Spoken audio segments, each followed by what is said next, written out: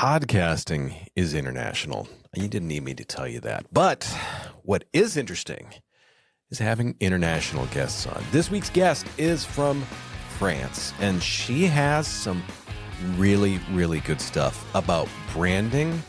And if you think your episode from like 2 years ago is dead and useless, guess what? It's not. We're going to talk about that in just a minute. Stay tuned.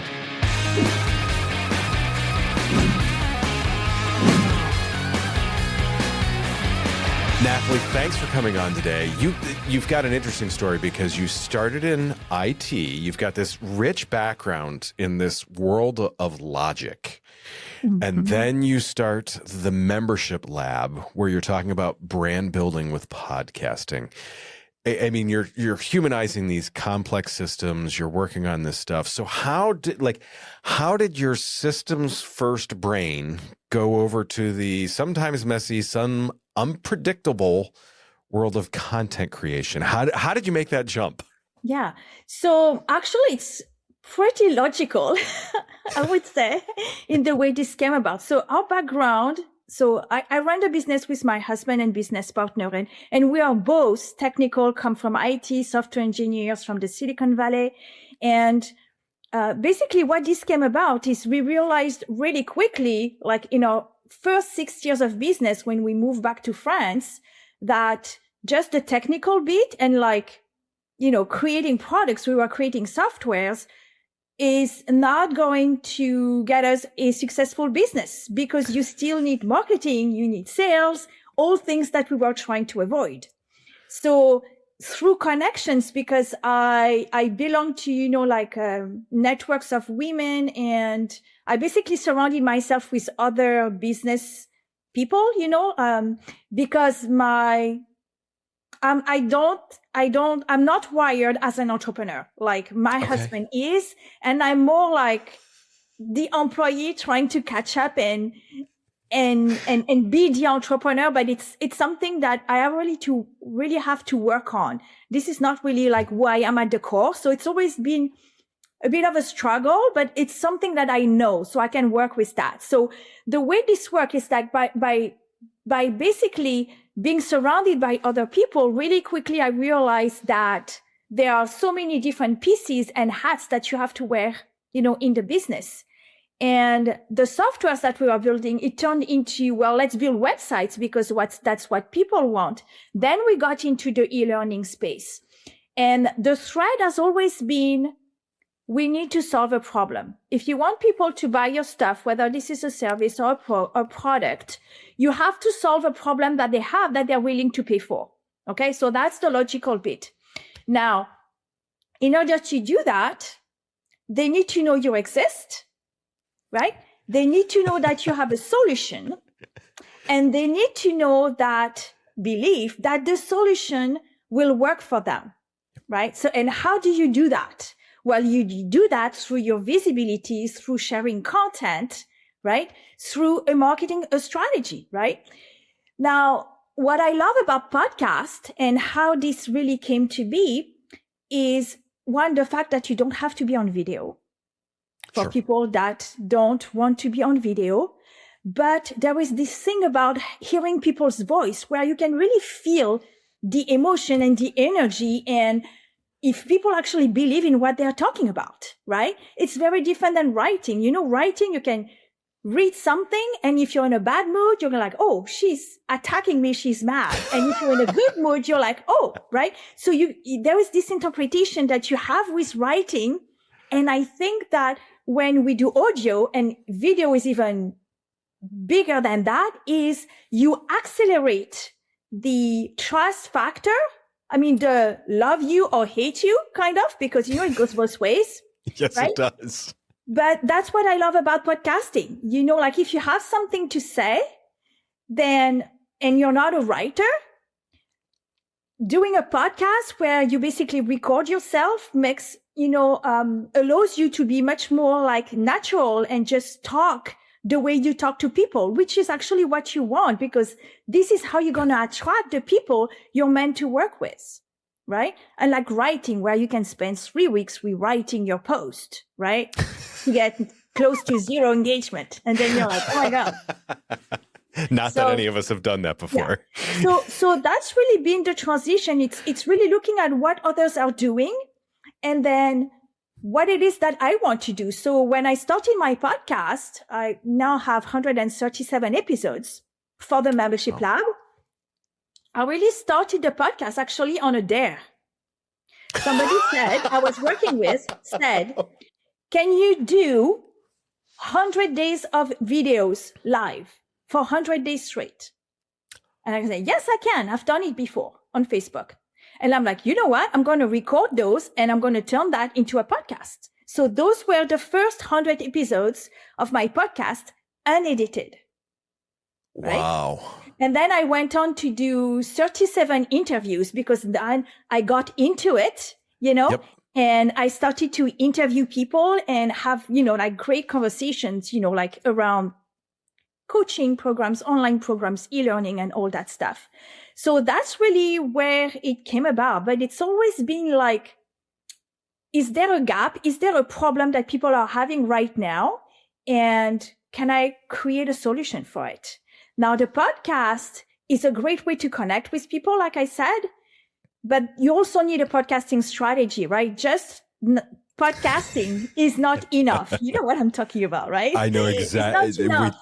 We talk about it all the time. You've got to have that strategy. You've got to have those pieces to it to make sure that, exactly. For sure. Yes. So is that where the school kind of came out of that then? So basically podcast lead flow that's really where it came from, is like, how can we help people use a podcast to generate leads in sales? Like there is a missing gap, a connection. How do you connect with your listener? People believe that, and a lot of people still do, that people listen while running, gardening, etc. and half listen and do something else, and that is true. Like that's one way that people consume podcasts, and you cannot change that, right? But you can be strategic about it because it's all about repurposing. And what do you do with those episodes? They are real assets, right? And I think that's what a lot of people are missing, is that they publish an episode and they think that it has a 1 week lifespan and then they're back to creating another episode. No, you created an asset. How can you repurpose it in a way where you control the next step? I love that, because I've had a number of guests where we've talked about, like, first off, you've created that asset. There's so many different ways to repurpose it. And again, it's an evergreen asset. When I look back to our downloads on our podcasts, on some of the podcasts that we produce for, there's 10, 15, 20 episodes back. There's downloads coming in every single week. It's not, I love it's not a 1 week thing. Yeah. You've created this. Now, granted, the first week is probably when it's going to be working its hardest for you. Yeah. But as it goes along, it is still out there. It is still doing the work for you. Yeah. I had someone the other day talked about, they did a podcast, and off of that podcast, they created a blog.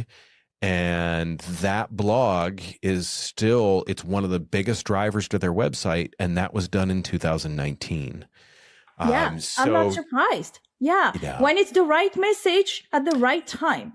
I mean, and we can talk about that too, but like the key in the content, what do you say in your podcast, right? So that it speaks to the right person, right? To the state of how they are right now. What do they need to hear for the next step? And so it's the whole podcast strategy. I think people think that podcasting is a strategy. No, it's just a tool. Right. Oh, I love that. I absolutely love that. Podcasting is not a strategy. It's a tool. I make the example too all the time of how I always tell people any tool in your toolbox can be a hammer, but not any tool in your toolbox can be pliers. And too many people try and use podcasting as just a general tool rather than it like, look, it's good at this specific thing, not everything. Yeah.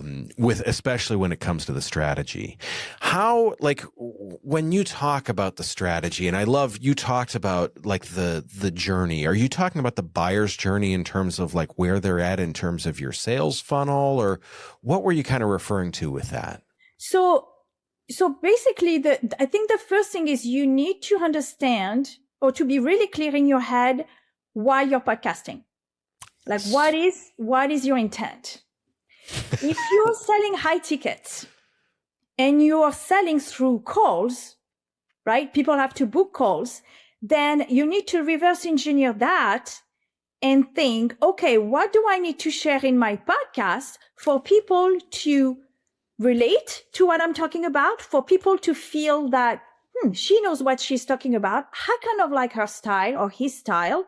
And what do they need to hear in order to trust you just for the next step? And the next step could be, give me your name and I can send you something of value, right? When we created Podcast Lead Flow, it's like, give me your name, tell me a bit about you, and I'll send you something really, really unique, generated by AI. That's one of the things that we have that's unique to you. And that's where we make a real connection, because now they're like, okay, I'm telling you about myself.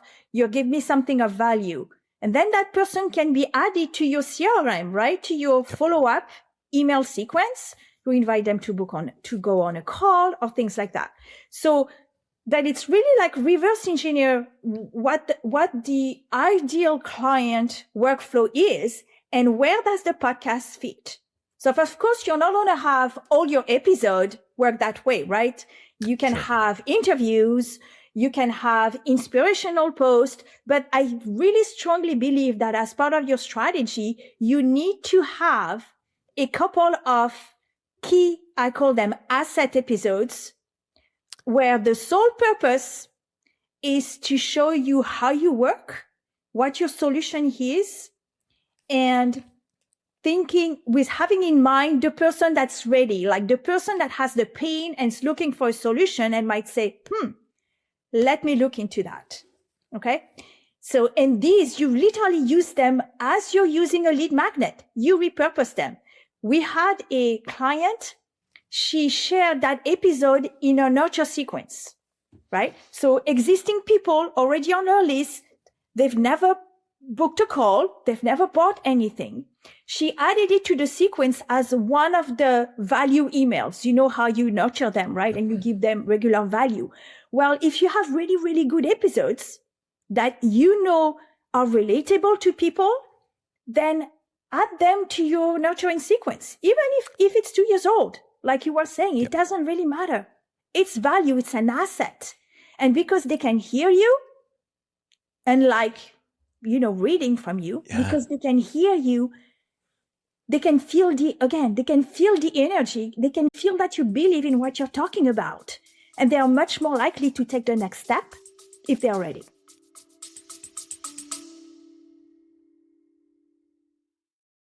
Is your podcast not getting the results you hoped for? Are you feeling stuck and unsure how to grow your audience or make a real impact?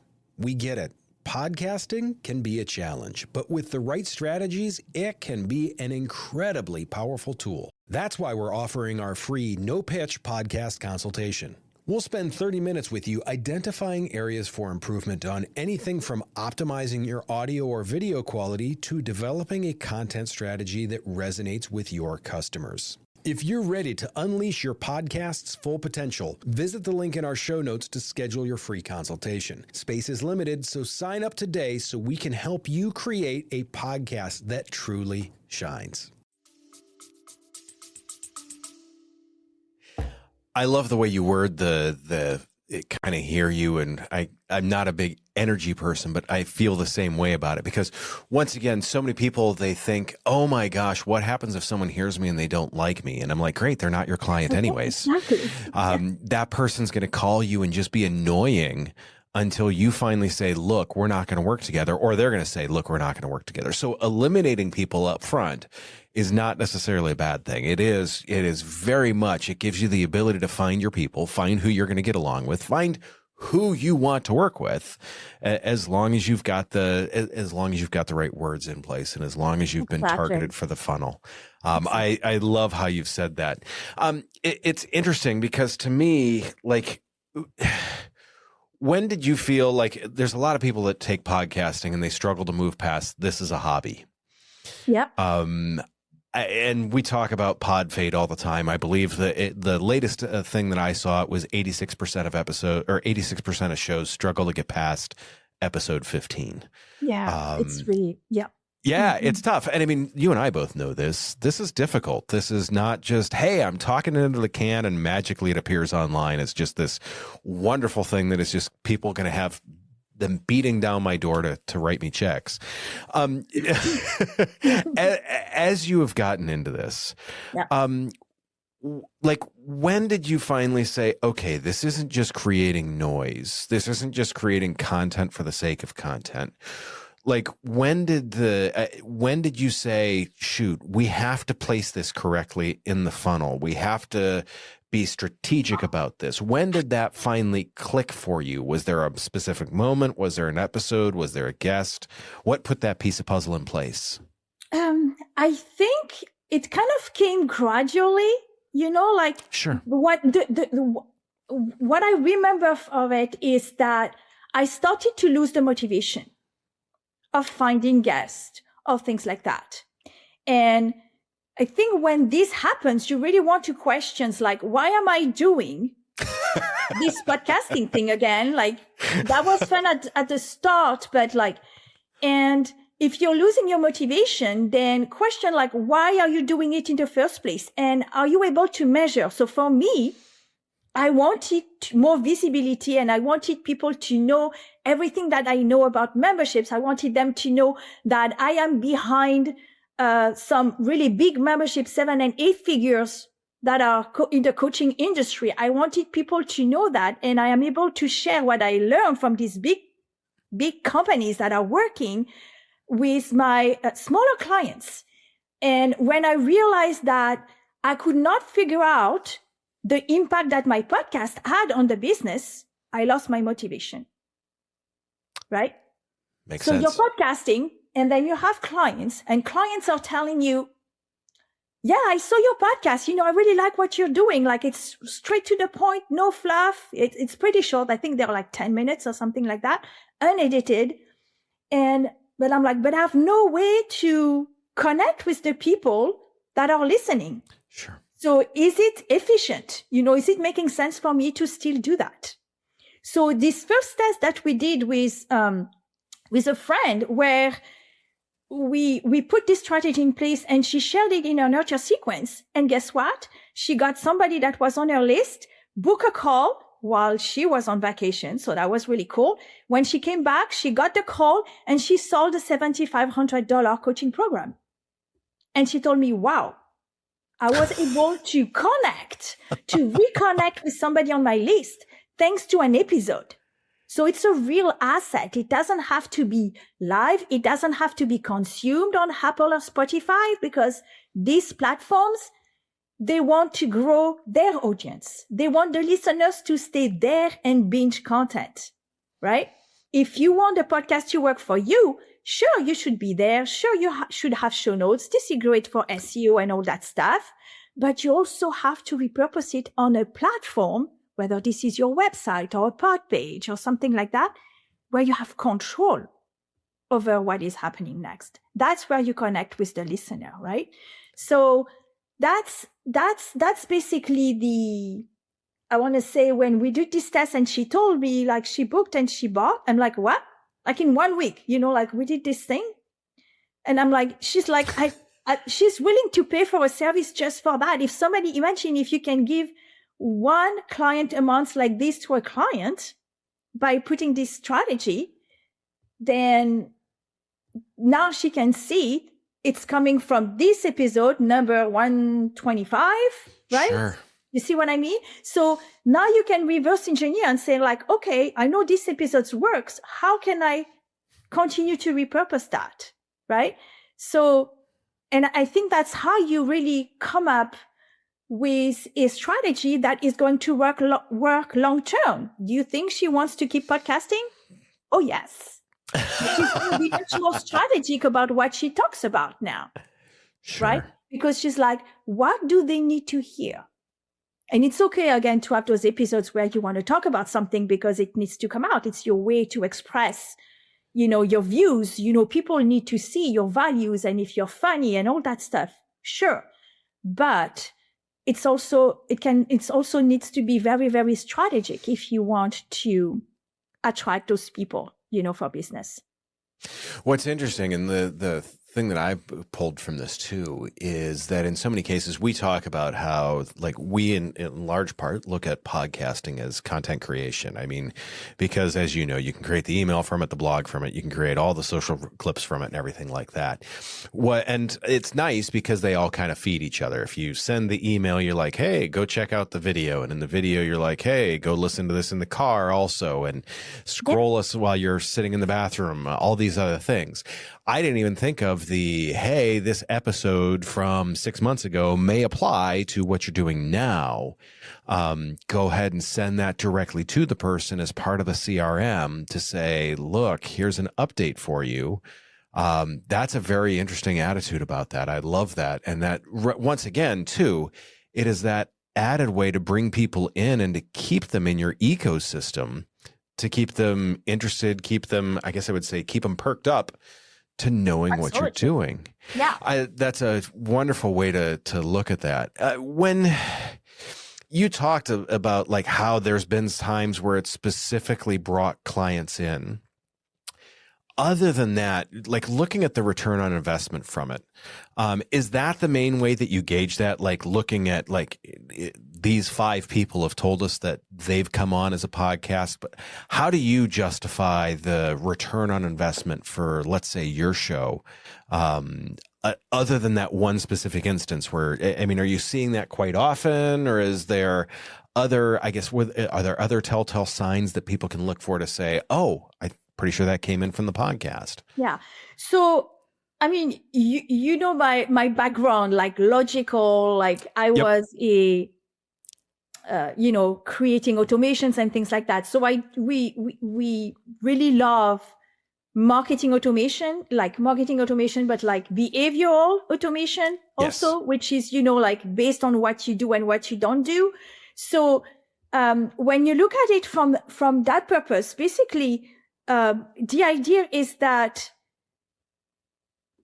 if you can have metrics, if you can measure you can see everything as an experiment, right? Let's run an experiment, and this is what we expect. We're going to run this. We're going to put this episode in front of X number of people, right? Let's see how many get into our list, right? And then from there, how many, actually open the email. And then, so if you put the metrics in place, if you put the KPIs, right? Then you're going to know, if I put this amount of money, now I can afford to put 200, 300, 500 into producing an episode, because I know that on average, sure, I get this, right? So, for example, the numbers that we have is like, I think per week, oh gosh, I can't remember, like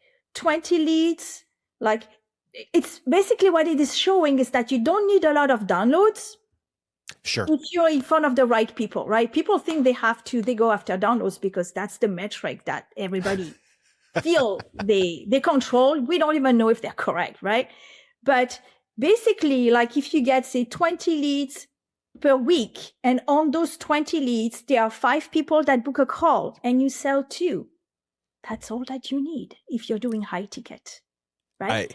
So the numbers is that work is going to be the number that works for your business.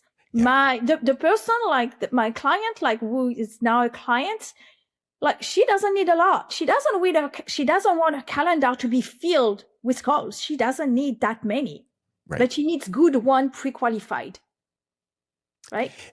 It's funny. I talk, like we talked earlier about the pre-qualified thing. It's the right people.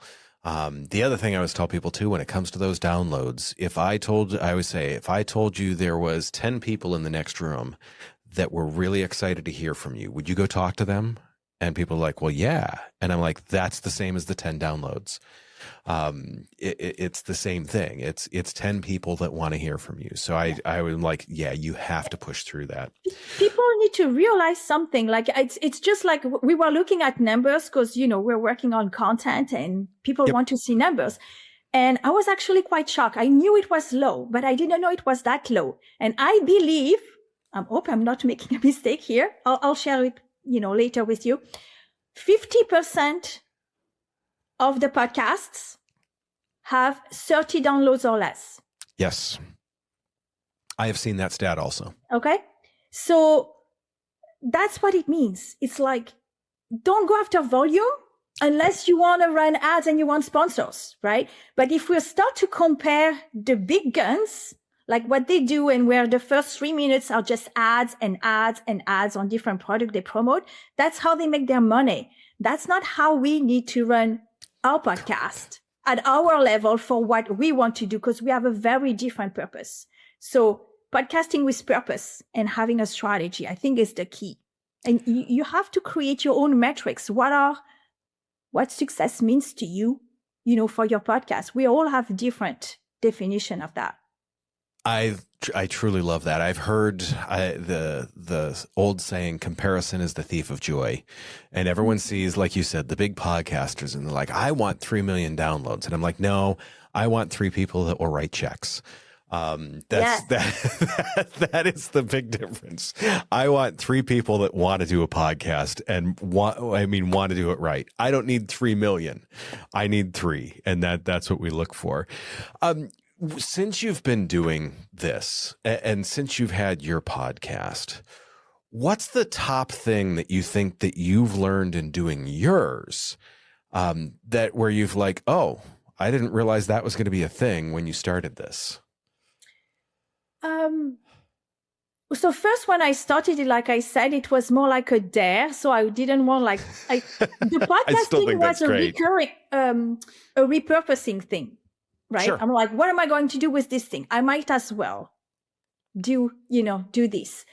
And I guess what I learned, it's like anything that you do for a certain amount of time, like you find out if that's something that you truly enjoy and want to keep doing, or if it's something that's not aligned. Again, if it's not align with your vision and what you want to do, eventually momentum is going to die down. Sure. And it's not going to be sustainable. So really, really always important to do the things that you love, even if sometimes we have to do things that we don't love. But I mean, in the general direction, like if you hate being on video and you're scared, don't go and do videos. It's going to be really, really hard to get started, right? To get your motivation. And I think it's the same for podcasting. Right. So that's the first thing that I learned, is that really listen for the signs. Are you still excited, doing it after all these, so many episodes? Or is that something that you're doing like as a hobby, like you said? So if we talk about like the hobby thing, I think some people starting doing a podcast to grow their business, but without a strategy. And now it turned into a hobby. Right. It's funny you say that because, for me, like conversations like this, I truly love. I enjoy the opportunity to sit down and learn and have these types of conversations. And I see that with some of the business owners that we work with. They're like, okay, I've got to create marketing material, whatever, we'll do a podcast. But I see like some of the good ones, a couple of episodes in, they're really excited about it. They're like, this was a lot of fun. It's for me, I get to create marketing content and have fun and learn while I'm doing it. Yeah. This is a pretty good deal. This is a really good deal for me to do this. That being said, if someone is there's a time that someone is thinking I should do a podcast, but they're on the fence, whether it's a small business owner, medium business owner, marketing manager, someone that just wants to create their own content, tell their story. This is the question I always love to ask people. What would you tell them as like your top piece of advice? And it can't just be just press record. That's lame. Yeah. And we joke about that. Yeah, it's useless. Press record is useless. Right. So what is the top piece of advice that you're going to tell people when it comes to starting to create that podcast? Yeah. So, I mean, it's not just for podcasting, but let's just say for podcasting, if you've had this idea of starting a podcast and it hasn't happened, you have two choices. You shelve it and you stop thinking about it because it's mental space. Or you're like, let me create an experiment and figure this out. If it's going to work, if I'm going to like it. Say you're going to do a season. Because a lot of people don't start because they feel like, what if I run out of things to say? Yeah. Well, if you're talking about something you're passionate about, you won't. Because you can bring in guests. There are like so many ways, right? But let's say you do a season. That way, it allows you to have like a set time. I'm going to do 10, 15 episodes. Okay. Then you reverse engineer. Why do I want a podcast? What is my objective here? Okay. From there, what are 10, 15 topics that I can talk about where I can share my point of view, my unique point of view that might upset some people, and where there might be some people that say, hey, actually, I think like her. I kind of like her, right? Or him. And do that, right? Now, a lot of people I know get a bit worried about the tech, like the sound. Of course, the sound is important, and all that stuff. And that's why you want accelerator. You want people like you, right? To say, because this is what you do. This is an accelerator. Right now, speed matters more than any time. Like in 2026, right, you have to be like, do it, try it, or shelve it. But don't let it take mental space, right? Because we only have so much. So that's my advice. And if you're like, but the tech, I'm not exactly sure. Do I have the right mic? Do I need to buy the thing? Work with an expert, accelerate, get this, look at what do you want to measure, right? And then at the end of the experiment, look at it. Did you enjoy doing it? Did it bring you any leads? I bet if you have a strategy and if you do that, what we talked about, you will. Of course, we need to talk about quality of content, right? You need to talk about something that you're really good at. It sounds like obvious, but if you put that structure, that infrastructure, and if you surround yourself with people that are going to tell you, I've done it plenty of times. I take care of the tech. You focus on what do you need to talk about and your zone of genius, your unique brilliance, right? What do they need to hear? And that's that unique opportunity where you don't have to be a writer. Then we can talk about you just press record. But you just press record when you've done all of that. I love that. That is, and to me, the either shelve it or do it. It is not only just podcasting advice, that is phenomenal business and life advice. Yeah. It really is. Yeah. I would add one more thing is that when you procrastinate, and I've procrastinated I don't think we have time, but I wish we had. But if you find yourself procrastinating about it, it could be a sign that that's not something that deep down you want to do. Maybe you're like, I see other people being successful with the podcast. I want to have a podcast, but maybe deep down you don't. I've seen this for memberships. I've fought through it myself for memberships because I've built a lot. I don't have mine, and people try to convince me that I needed to have one. I don't, because I've been procrastinated about it, and deep down I don't want to have one, and that's okay. Right? So it's a sign when you're excited about something and it's aligned with what you really, really want to do. We find a way, right?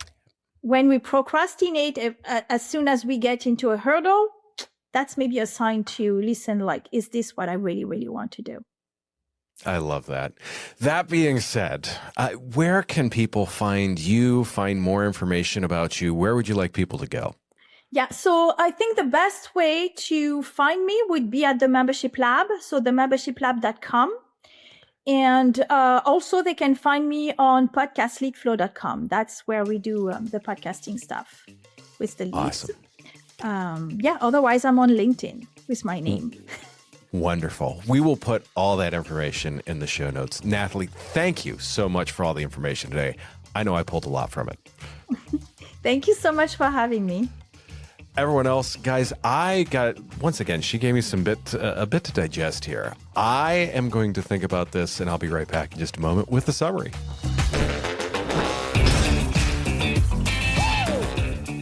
Nathalie brought up some stuff that it's so interesting. There's so many things that we hear in podcasting all the time, but we don't always know how to put those pieces in place.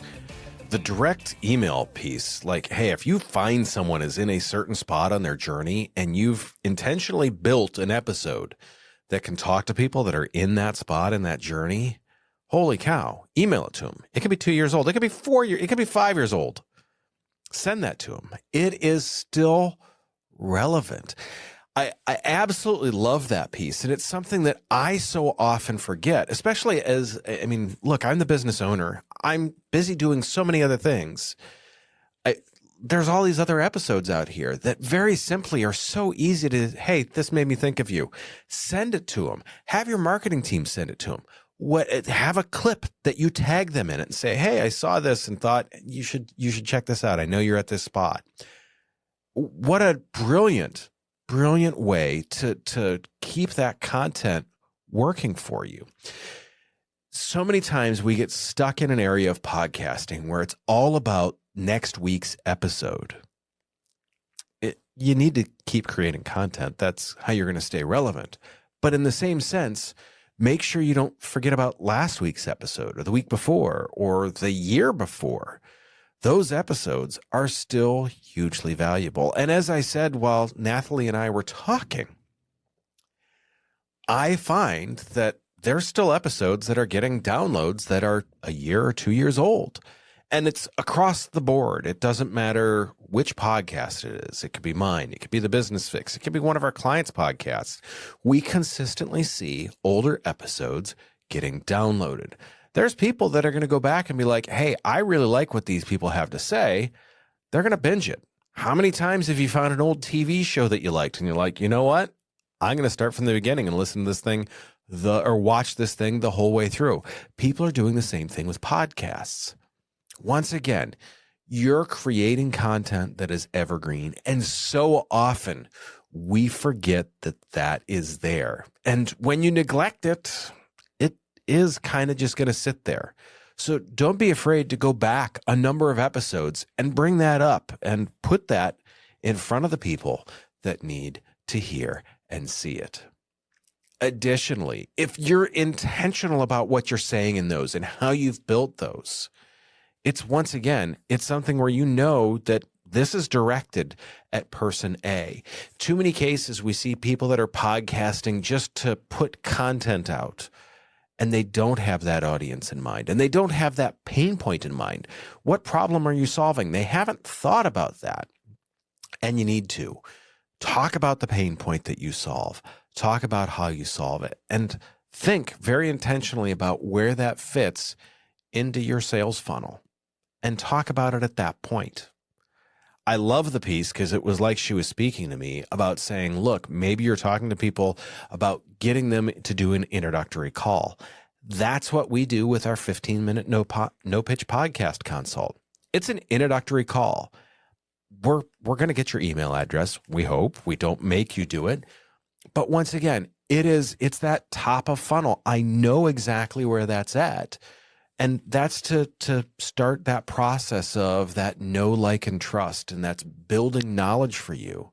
So that way you know how to be effective in a podcast. And we can be effective for you as producers, as coaches, as repurposing, as content repurposers. We can work well with you in all those specific areas. This one was another really, really good one. I'm so glad that I talked with Nathalie. That was through Podmatch. We found each other through there.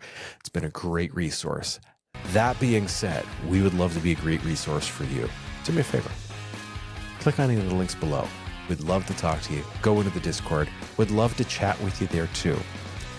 I would also like to tell you, take care of yourself. If you can, take care of someone else too. I will see you very, very soon.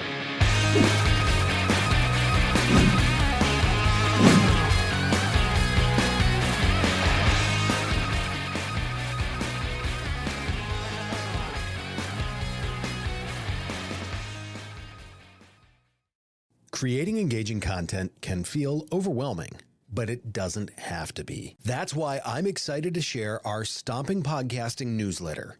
You'll get actionable insights and expert tips straight to your inbox. These are to help you maximize your video marketing and podcasting return on investment. Head over to the show notes and click the link to subscribe to our free newsletter. Don't miss out on this opportunity to become a video marketing and podcasting pro.